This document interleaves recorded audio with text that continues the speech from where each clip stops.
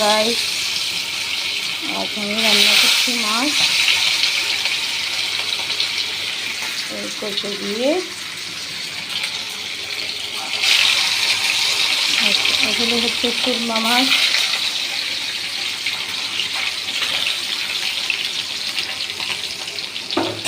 ভেজে রান্না করতে হয়।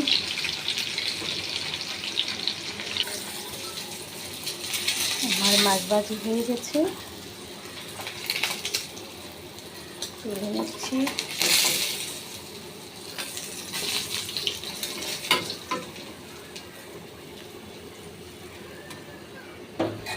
আর এদিকে বসিয়ে দিয়েছি ডাল। আমি মাছটা রান্না করে নিচ্ছি। দিয়ে দিলাম পেঁয়াজ।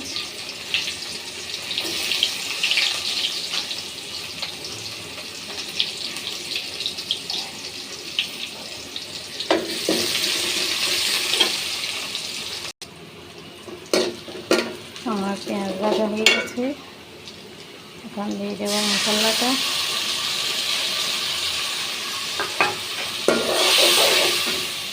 কচুটা এখন দেব না, কারণ এটা সিদ্ধ করা তো, এখন দিলে আরও নরম হয়ে যাবে।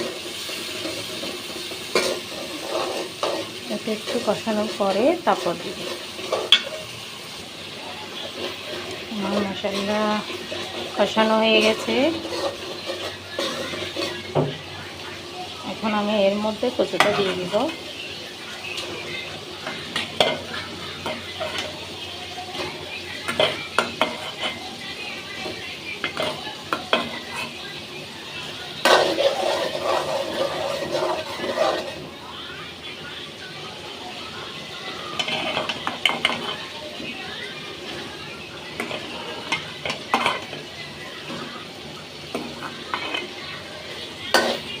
একটু কষিয়ে তারপরে এর মধ্যে আমি জল দিয়ে দেব।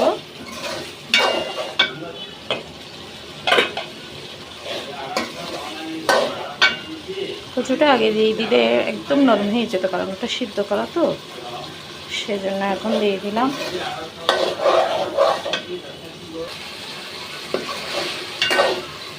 কষানো হয়ে গেছে, এখন আমি জলটা দিয়ে দিব। আজকেরটা একটু ভুনা করে রান্না করব, জলটা তেমন দিব না।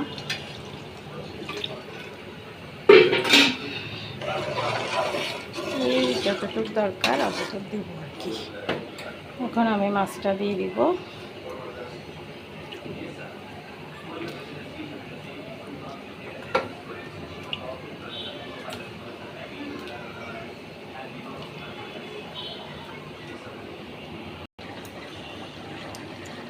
আমার মাছ রান্না হয়ে গেছে।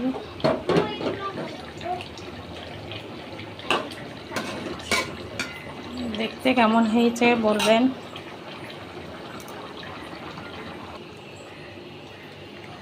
ডালটাও সিদ্ধ হয়ে গেছে। কখন দিয়েছি, পুরো 1 ঘন্টা হবে মানে। এত শক্ত ডালগুলো, মানে সহজে সিদ্ধ হয় না। এখন আমি শাকটা দিয়ে দিচ্ছি।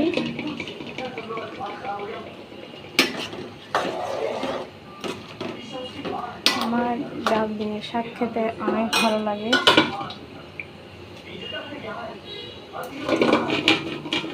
আজকে কয়েকদিন ধরে শুধু শাক খেয়ে যাচ্ছি, কারণ মা বাড়িতে থাকে তো মা বাড়ি থেকে অনেকগুলো শাক পাঠিয়ে দিয়েছে। এখন এগুলো ফ্রিজে রাখলে তো নষ্ট হয়ে যাবে, সেজন্য খেয়ে ফেলতে হচ্ছে।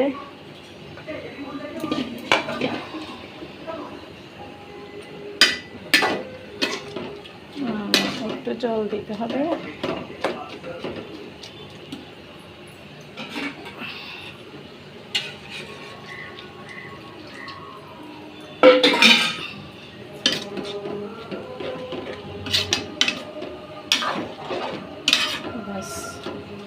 শাকগুলো হয়ে আসলে তেলে দিয়ে দেবো।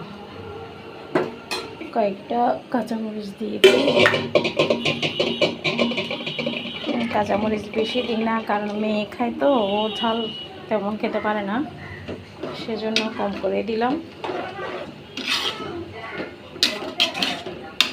আমার মেয়ে একদম ঝাল খায় না, একদম খায় না ঝাল। মানে ওকে অনেক চেষ্টা করি কিন্তু খাওয়াতে পারি না ঝালটা। আমি এখন শাকটা তেলে দিব। আমার শাক হয়ে গেছে, এই রসুনটা দিয়ে দিলাম। রসুনটা দিয়ে আজকে আমি শাকটা তেলে দিব।